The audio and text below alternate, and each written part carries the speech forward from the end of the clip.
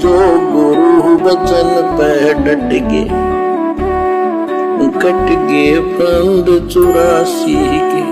इसलिए आज हम पूज्य गुरुदेव भगवान के कर कमलों द्वारा लिखित पवित्र ग्रंथ कबीर सागर के सरलार्थ को पढ़ेंगे भी, और जहां जहां परमात्मा दया बख्शेंगे, जो गूढ़ रहस्य परमेश्वर ने इस ग्रंथ में छुपा रखे हैं, एक सच्चा भगत कैसा होना चाहिए, सच्चे भगत के अंदर क्या लक्षण होने चाहिए, नाम उपदेश लेने के बाद में गुरु के प्रति भगत के कैसे भाव होने चाहिए, भगत और जगत का किस प्रकार से अलग आचार विचार व्यवहार रहन सहन बोलचाल होनी चाहिए, बहुत सारी बातें हमें इस पवित्र ग्रंथ में देखने को मिलेंगी।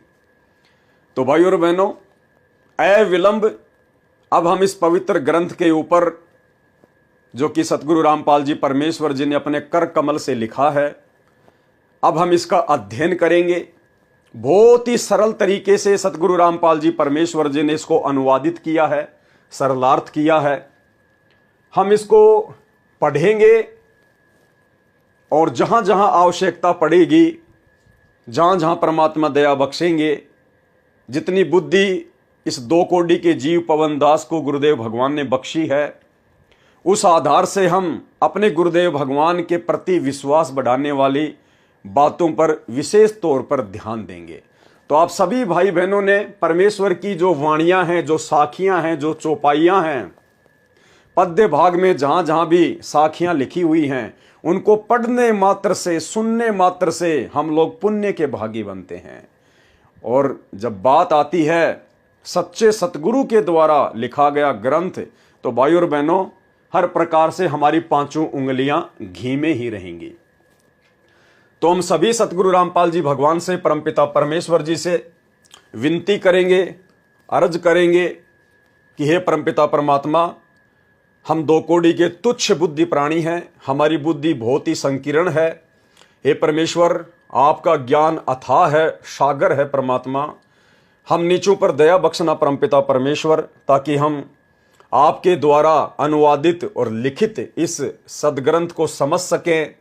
और परमेश्वर, आपने जहां जहां इसमें हमारी भक्ति को बढ़ाने वाली बातें लिखी हुई है, हमारे विश्वास को बढ़ाने वाली बातें लिखी हुई है, ये परमेश्वर, हम उन तमाम बातों को पढ़कर, देखकर, सुनकर अपने जीवन में लागू कर सकें, अमल कर सकें। हमें इतनी सद्बुद्धि देना, इतनी शक्ति देना परमेश्वर। भूमिका। कबीर दंडवत गोविंद गुरु बंधु अविजन सोए, पहले बहे प्रणाम तिन नमो जो आगे होए। नास्त्रे दमस ने अपनी भविष्यवाणी में कहा था कि जो ग्रेट साइरन है, जो तत्वदर्शी संत है, जो आगे के समय में आएगा, पूरे विश्व को एक करेगा, पूरे विश्व में उसी की भक्ति होगी, उसी का नाम होगा, उसी का साम्राज्य होगा।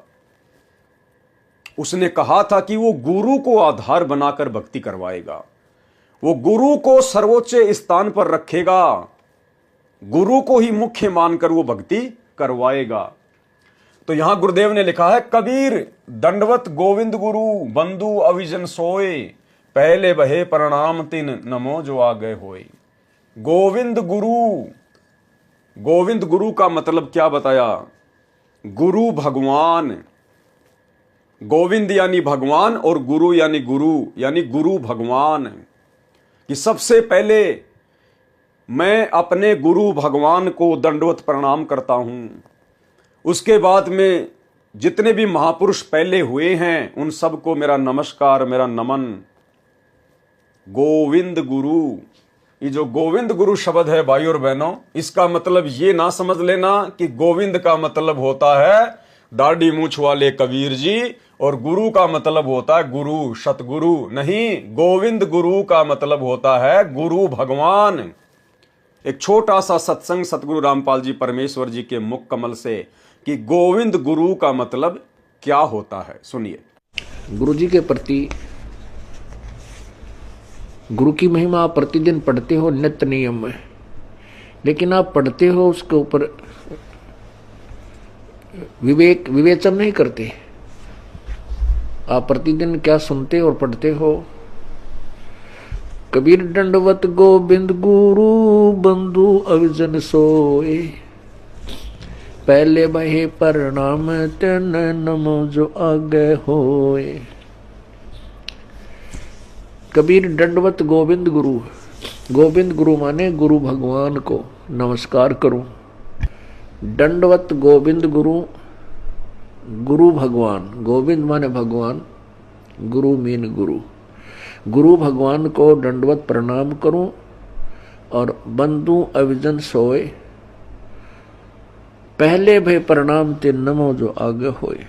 ऐसे महापुरुष गुरुदेव के तुल्य आगे और पीछे जो भी आए हैं उन संतों को नमस्कार है। कबीर दंडवत गोविंद गुरु बंधु अविजन सोए, पहले बहे प्रणाम तिन नमो जो आगे होए। सबसे पहले केवल अपने गुरुदेव भगवान को दंडवत प्रणाम, सबसे पहले उन्हीं के चरण कमल में झुकूं, सबसे पहले उन्हीं को वंदना। उसके बाद में जो भी महापुरुष हैं, जितने भी महापुरुष हैं, सबको केवल आदर सत्कार नमन।